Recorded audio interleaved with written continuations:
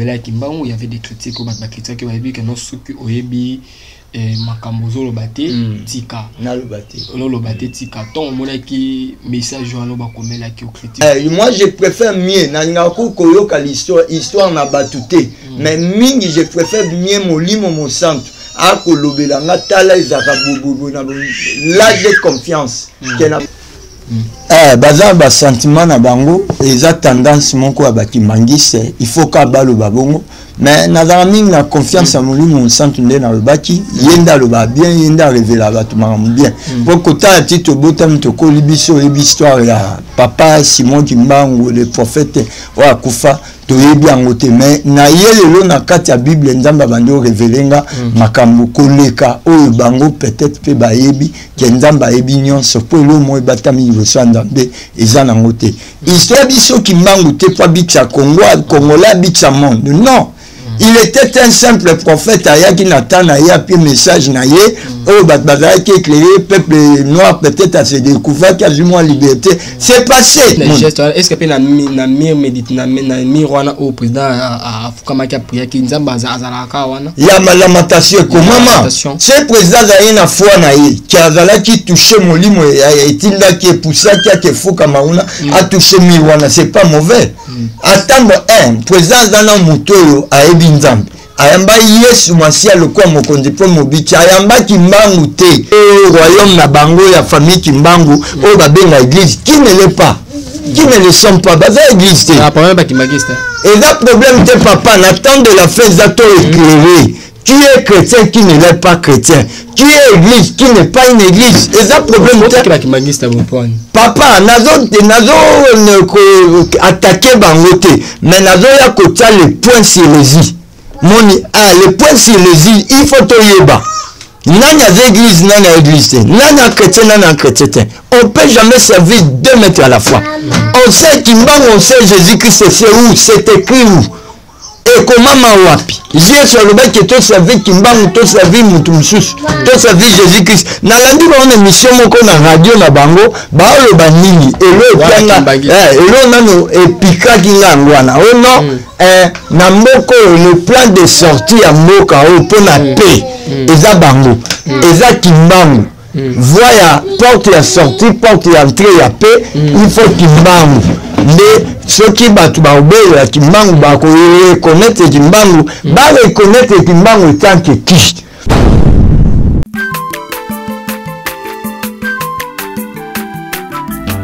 azamwana motote po akosangai abongwani pete po awangana nzambe ya le nazarien le nazarien le nazarien le nazarien bana kitoko koma mokonzima atako bapakolaki mafuta na mosakolima lelo ya yobolingo ebateli le nazarien lipamboli oyo monana katempeni mama kantelobi koleke mapapu masopi mafuta tokokisitana longo na nzambe oyo babenga na makomi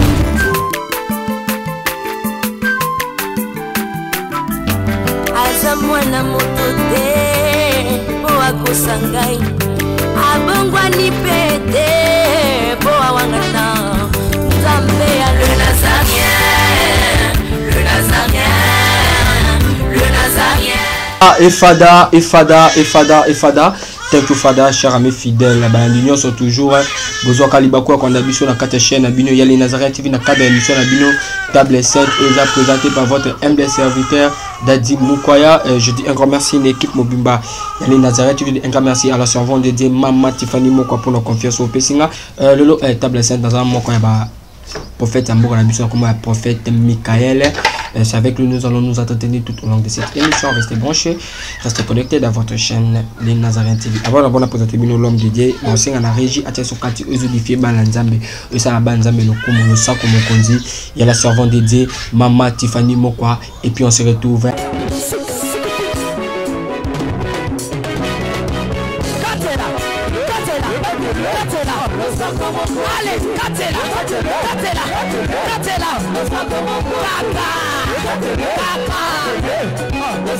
Yambalo ya daba pasteur bakokata.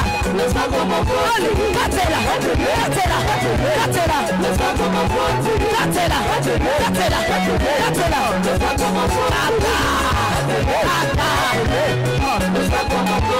Binana yo. Yambalo ya daba ministra bakokata.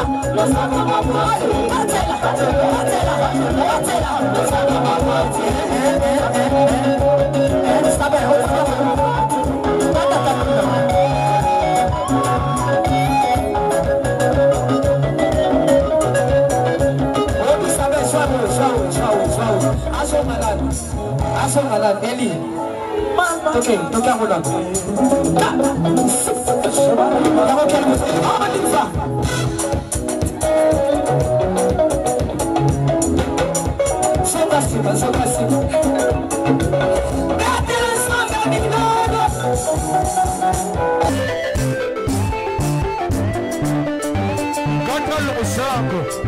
Nazokatela nzambe losako na sesiko. Nazokatela losako siko kuna. Nalingi nakatela nzambe losako. Losako awa. Aniva. Allez, katela. Allez, tozosonga siko, tozosonga. Tikela katela.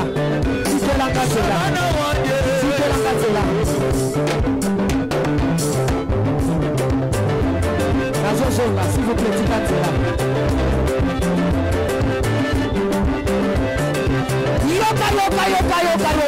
Yoka. Olingi lipal. Olingi kopot. Olingi mosala. Bona nini?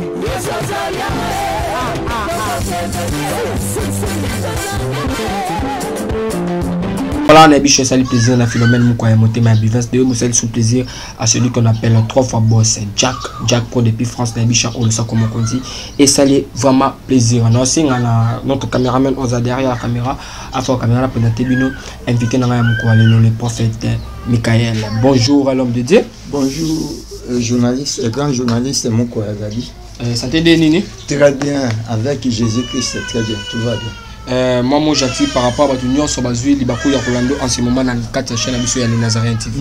Napesi ba mbote belé que Dieu les bénisse pour baza vraiment fidèle ba auditeur mabiso o ba biso confiance ba biso confiance à koyoka kabiso kolanda biso vraiment merci pour na ba suggestion na bino, merci pour na ba remarque, merci pour na ba encouragement.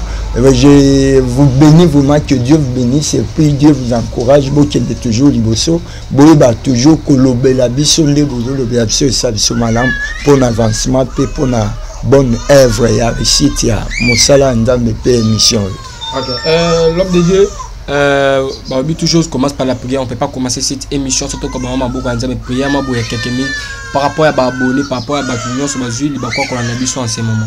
To pamboli nzambe o aza maître bon maître à temps per circonstance o asa biso sur le lot grâce na apprêter biso souffle de vie, apprêter biso bonne santé, apesi biso kimia to biso ko se présenter na journal lelo liboso na bino pour na émission pour na gloire na azala likolo na nyonso yo tomatisi tongo lelo biso kiti yo to bimisi tongo lelo biso to limwa gloire ezonge pa une émission lelo du début enchaînement pe la fin nango na nyonso oloba ye le grand parolier a koloba kat na biso afin que peuple na ye à l'édifier peuple nazo ba révélation pe connaissance même mokondamboka azo révélation pe connaissance na autorité na armée na biso pour être committant de la fin au sengeli bango bazala vraiment na révélation à Jésus-Christ afin que tout le monde a gloire et ndambe et kitanamboka na biso loboko neza na biso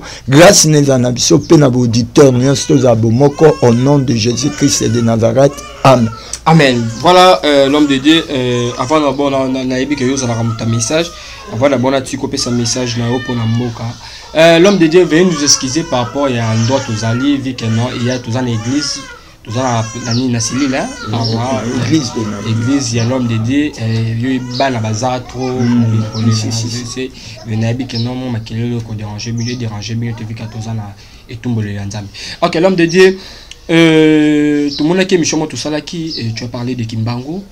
Au Bela Kimbangu, il y avait des critiques au critiques qui avaient dit que non ce que Oyebi Makambozo le batté tika na le batté tika ton mon qui message journal ba comme là qui critique ne cela qui on est tant que bon merci pour na bonne sur ba critique qui je sais que mingi baza ba ki mangise za tendance on qui mangisme merci ndamba pombo bango za droit na bango et toza na droit na temps à état de droit au mutunyon sopé de akoki koloba na ye gloire à Dieu ndamba pombo bango mais connaissance mutapia kango batu topé révélation topé mutala musaka mémoire koleka batu ezaka nzambe moi je préfère mieux na ngako koyoka l'histoire na batute mais mingi je préfère mieux molimo mon centre a kolobela ngatala ezaka bobo na là j'ai confiance baza ba sentiment na bango eza tendance moko ya bakimangise il faut ka balo babongo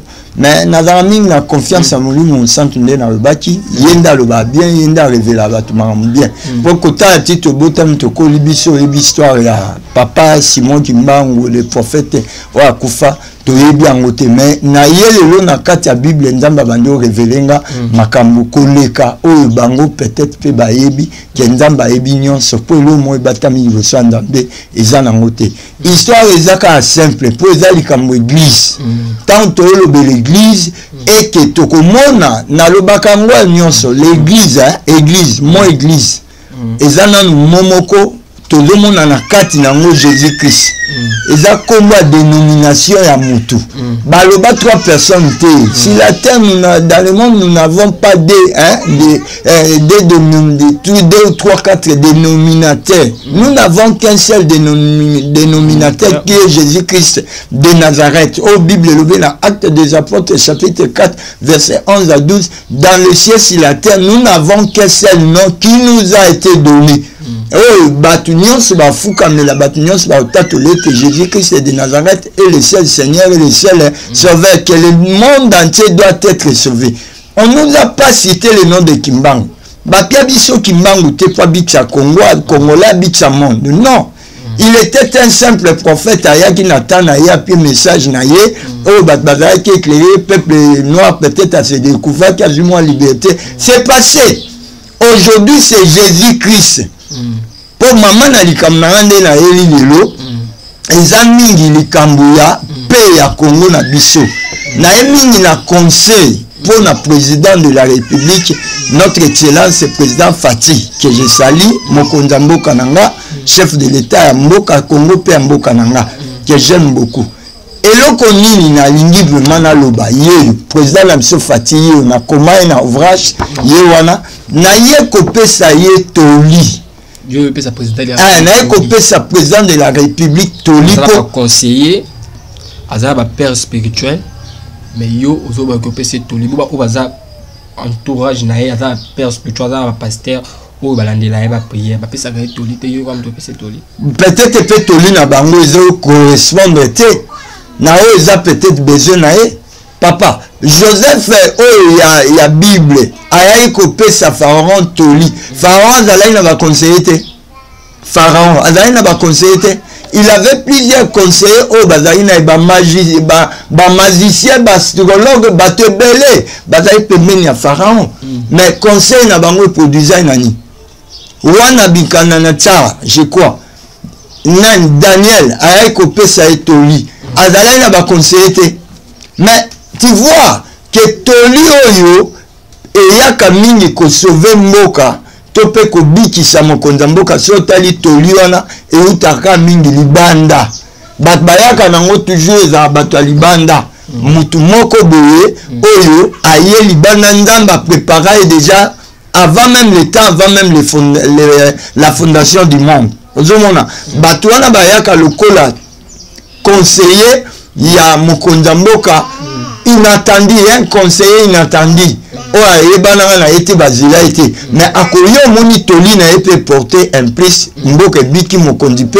abiki aza soulagé na ba préoccupation na comme nous autres na tala mamna loba moko na za si na la trop si Dieu est avec moi. Toli nanga. On a pia mokonzamboka makambo belenga na lobe mokonzamboka olokango. Pe akosalango. Malgré ba pot de banane, ba kal, ba nini zanganango. Ata bakal na bango babande tango lelo te po na komi ouvrage yango no moni yango na tindaka ba ouvrage nanga na kotsa ba vandelaka yango kaka. Nana tuna question mo elo so eza mabe poni ba vandelango. Cela veut dire loko nyonso ya bien ya venu. Ba bia mutoza mutanzala okele na luara to idée. Alors non wana ta kuto eza nango nini na bengango eza nango problème moko ezanga tina.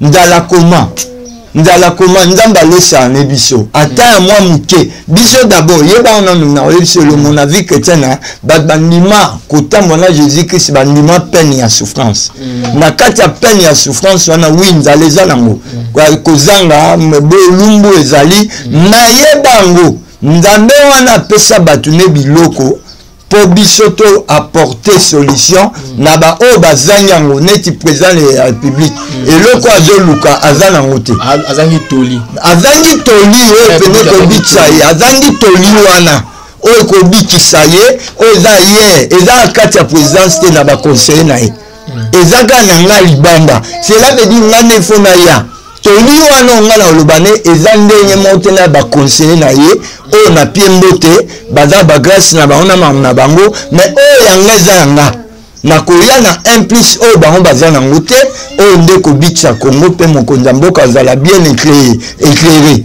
omoni donc exaction na lobi bon na fingi bango te na bite ke bango bazangi te ba mayele batangi mingi na saluer mayele na bango bayebi ebele o peut-être biso yebi te ponga ke ba classe bango bakenda te mais kanga na Bible bato baya na solution bakenda ba classe aminini te bazwa ba diplôme te ba titre te moni mais bato wana nde bazala toujours ba réserve nzamba bomba parmi les 7000 nde matutiraka atina bango tango yinde baby bato mayele bazala te basa nini nde bayaka na solution comme moi aussi.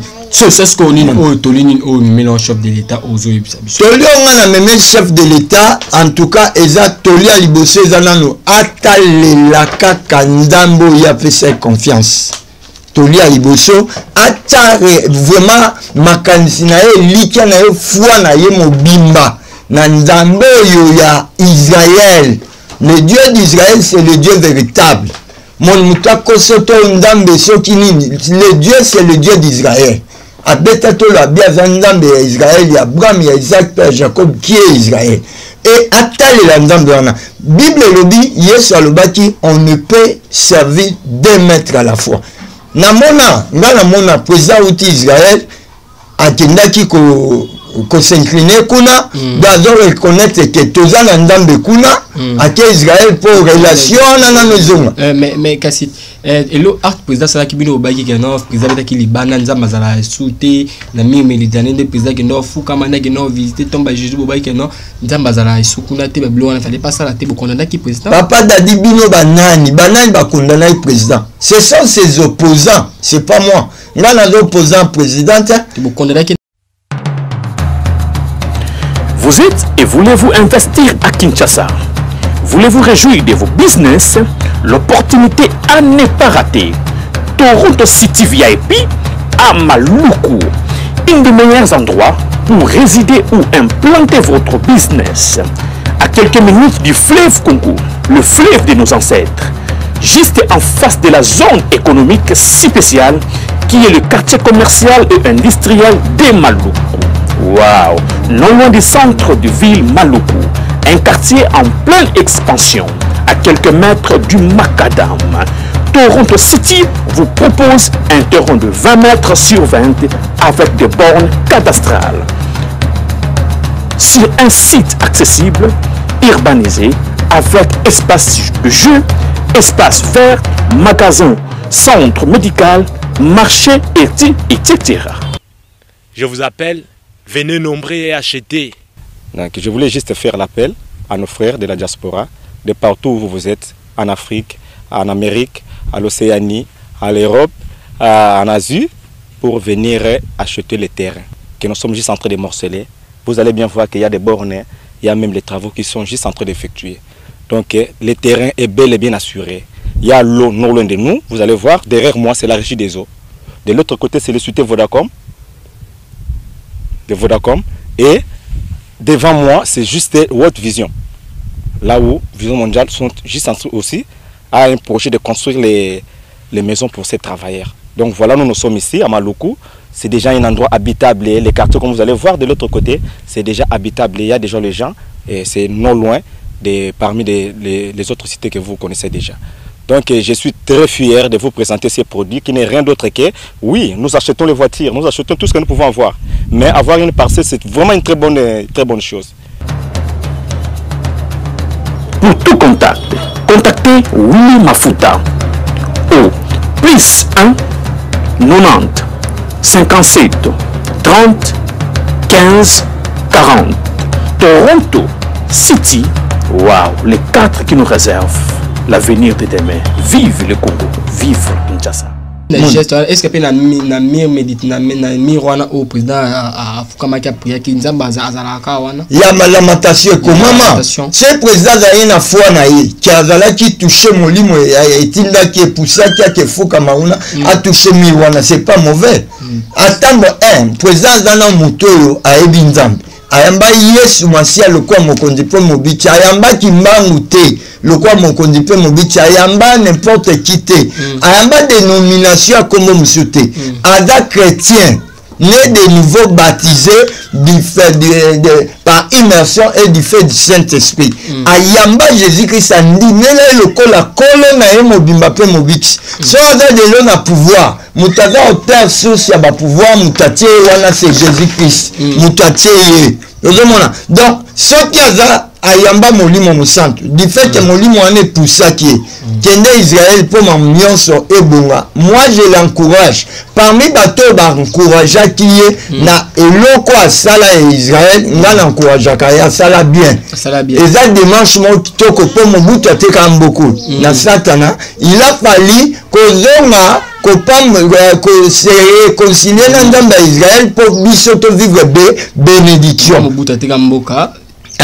et pas Satan et il fallait impact il y a Mobutu mais oui mon papa ba TV total toi bana mikie to mona Mobutu mi komisa nzambe alobango zola tsambayo ya tchana journal même si on fait pacte avec le diable bilo moi bongo alobango terme on ezali et tout le monde les reconnaît bien que Mobutu atekaka mboka oyo et nous tozala na kati on était sous la malédiction ya kozanga relation na Israël pour muto ya kopambola Israël Bible lobi en Genèse 12 kuna verset 2 muto ya kopambola Israël Dieu le bénira c'est lui qui maudira Israël Dieu le maudira et biso Mobutu donc ignoraka ba Yuda abwatisaka bango et à conception alliance ya Satan alliance ya Satan on ememela biso toyebi mambobele na mboko oyo banini ezate ozomona yango moni lelo ndenge toyoloba démarche on a président Salaki a réconcilier biso il y a une bonne relation à Israël c'était bien c'était une bonne démarche je l'encourage et il tombe dans l'oza il tombe dans l'oza pour ngana loba qui na évité sur na loba l'émission na o ton a développé na évité maintenant j'ai toujours dit atikali na voyage moko il fait ça na bande tu te souviens na Israël et là voyage ya ba relation diplomatique te et ça voyage ya ba relation sur unité amicalité pour relation diplomatique yango ki na ikobomisa na Israël to komana biso bien donc toza déjà na kati ya relation na et de pesa biso ke biso ba congolais toza déjà béni na spiritualité mais ce que totika na relation moko o totika na ona mokonza mboka na ba Yuda relation pardon voyage mon kondatika na ngo biso ba congolais na ndra chef de l'état na biso papa Fatifa sala il a comporté na Israël la bonne nouvelle. Voilà. Oh, il attend de la fin. Oh, Israël. Israël a zelaka. 70 ans et où t'as la RDC. Pour bisonde. États-Unis. Mais et où t'as la biso pour grâce au bango babouakaka biso zouan. ozomona grâce au Israël tu vas boya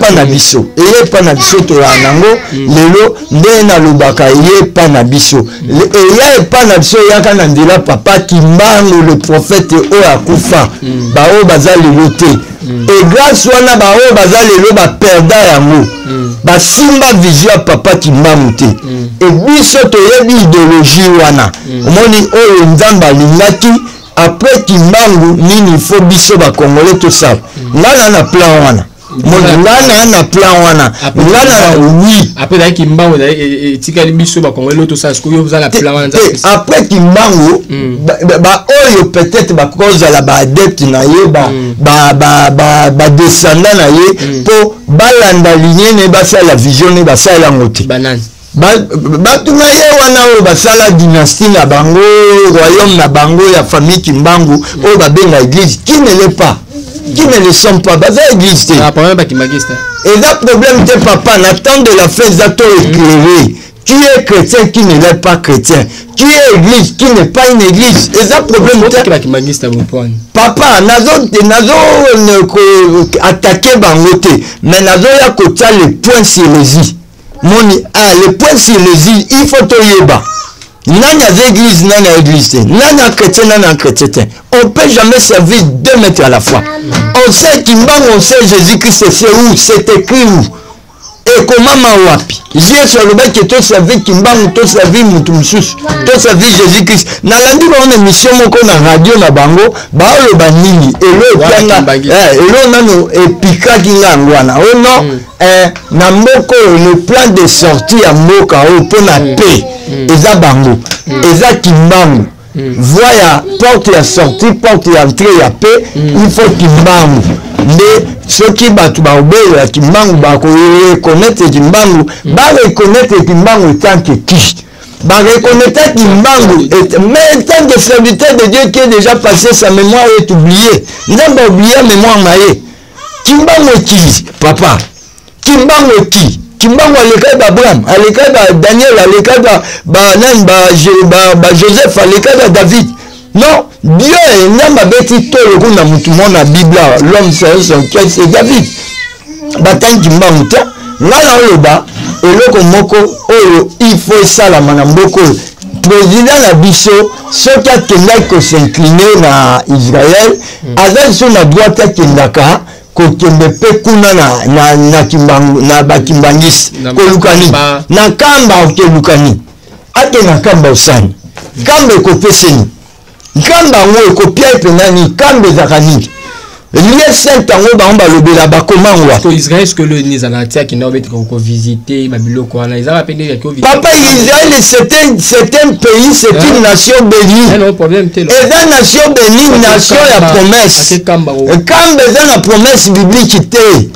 nani alakango kamba nani alakango qui a fait la promesse à kamba nani ndambe nini wana soki kamba balakango kongo bango ba point de sortie voie de sortie eza ya entrée eza bango il faut bakeluka Kimbangu Kimbangu si akufa bakeluka est-ce qu'il est vivant c'est président na biso akendaki na mire ya lamentation komilela eza mabete ake na tombe ya Jésus-Christ pourquoi tombe ya Jésus-Christ est bel et bien vivant il est vivant muto même il n'a aucun kuna ok la tombe Jésus pourquoi il est vivant il est resté elle tu viens pas qui la kamba mais la kamba lui là n'est pas Dieu les Kimbangu père son âme papa Kimbangu prophète akufa avant d'embêter papa atoke otika oyoka mungongo neta so oyoki mungongo oyonga Kimbangu na bibi c'est que ba démon de balati les morts sont morts et ne revivra jamais bako vivre te basi bakufa moni Mukada vivant, nous avons qu'un seul dénominateur qui est vivant. Son nom c'est Jésus-Christ de Nazareth. Oh, que toutes les nations Bible le dit. Bako tami se panaye, bako talelaye, bako ndimaye, poto za sauver. Moni, Esaïa le biango, ba nation nyonso, total laye, na matie kuna pe le bami. Ozomona. Donc, biso, président na biso, conseil na ofia président, azale sika moko.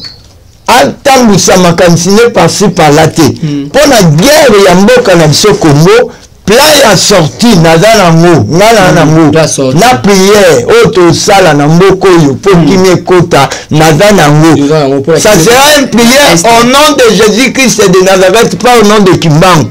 Moni kimia ya Congo papa est-ce que Kimbangu abotama yela biso pe Kimbangu ayela biso pe abundela bino na évangile abundela biso nini abundela biso kana droit ndepe ngape leo na obunda ngalo na obunda na droit na obunda na droit na obunda na ngo batela biso ba chrétien poste mon ministériel omoni elo ngalo na obunda na état de droit zani état de droit za président Félix Mutaye na ngota ni papa Tshisekedi état de droit Mutaya na ngo déjà c'est Jésus-Christ de Nazareth. Nous avons perdu le droit depuis le jardin d'Éden. Jésus-Christ est venu réconcilier l'homme, l'homme afin qu'il puisse avoir une bonne relation avec son Dieu.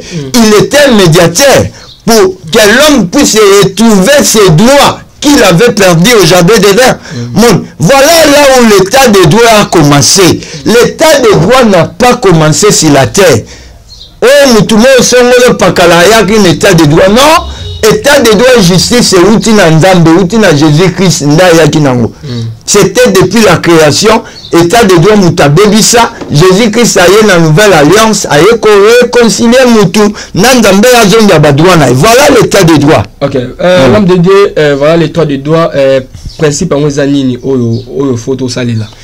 Plan wana normalement na ko le bango ko dévoiler ngo na betando inenité eza o eloko nga na okutana na ye président ya mbanga président ko ya mbanga ainsi de l'Éternel sebima akoyambanga akoyokanga na mwana mboka na ye naza pe mosali ya Nzambe o babomba katoya na biloko ya sika ba révélation po batata wana mingi baya bana révélation te bana ngote ya temps présent et temps de la fin baza na révélation te, je le dis bien.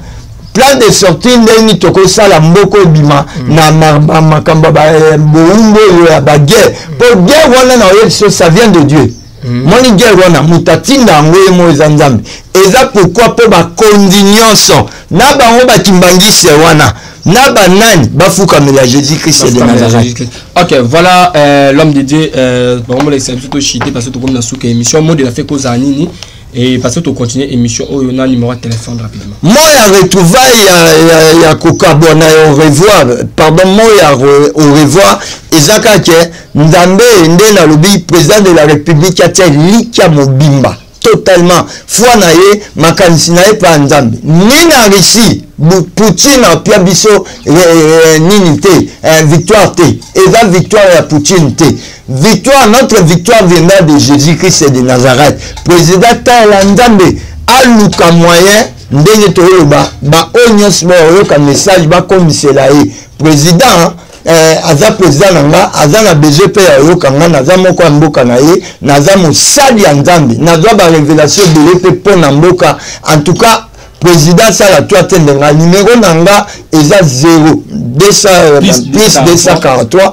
97 74 64 627 nakobanda plus 243 97 74 64 627 mutu nyonso anga benganga atendenga eza belé tokoloba mone oh molimo mosanto alakisa biso po mutu ayebi koleka même bango bakimbangisa histoire mémoire eza molimo mosanto. Ok, voilà chers amis fidèles, nous sommes arrivés à la fin de notre émission. C'était votre humble serviteur Dadi Mukwaya. Je dis un grand merci à mon PDG, la servante de Mamat Fanny Moko pour confiance au Pessinga, pour la paix caméraman Zakina Simakara. On est toujours dans la émission Bafwa. Vous êtes et voulez-vous investir à Kinshasa? Voulez-vous réjouir de vos business? L'opportunité à ne pas rater. Toronto City VIP à Maluku, un des meilleurs endroits pour résider ou implanter votre business. À quelques minutes du fleuve Congo, le fleuve de nos ancêtres, juste en face de la zone économique spéciale qui est le quartier commercial et industriel de Maluku. Waouh! Non loin du centre de ville Maluku, un quartier en pleine expansion, à quelques mètres du Macadam. Toronto City vous propose un terrain de 20 mètres sur 20 avec des bornes cadastrales. Sur un site accessible urbanisé avec espace de jeu, espace vert, magasin, centre médical, marché, etc. Je vous appelle, venez nombrer et acheter. Donc, je voulais juste faire l'appel à nos frères de la diaspora, de partout où vous êtes, en Afrique, en Amérique, à l'Océanie, à l'Europe, en Asie, pour venir acheter les terrains que nous sommes juste en train de morceler. Vous allez bien voir qu'il y a des bornes, il y a même les travaux qui sont juste en train d'effectuer. Donc le terrain est bel et bien assuré. Il y a l'eau non loin de nous, vous allez voir, derrière moi c'est la régie des eaux. De l'autre côté c'est le société Vodacom. De Vodacom. Et devant moi c'est juste World Vision. Là où Vision Mondiale sont juste en train aussi à un projet de construire les maisons pour ces travailleurs. Donc voilà, nous sommes ici à Maluku. C'est déjà un endroit habitable. Les quartiers, comme vous allez voir de l'autre côté, c'est déjà habitable. Il y a déjà les gens et c'est non loin parmi les autres cités que vous connaissez déjà.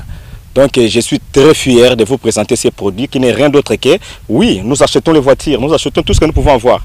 Mais avoir une parcelle, c'est vraiment une très bonne chose.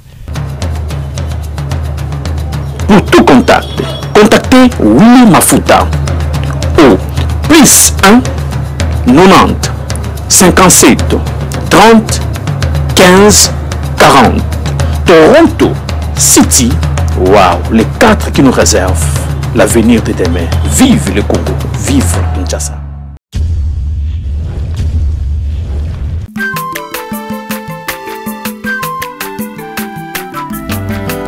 Mwana moto te po akosangai abongwani pete po awangata nzambe ya le nazarien, le nazarien, le nazarien, le nazarien.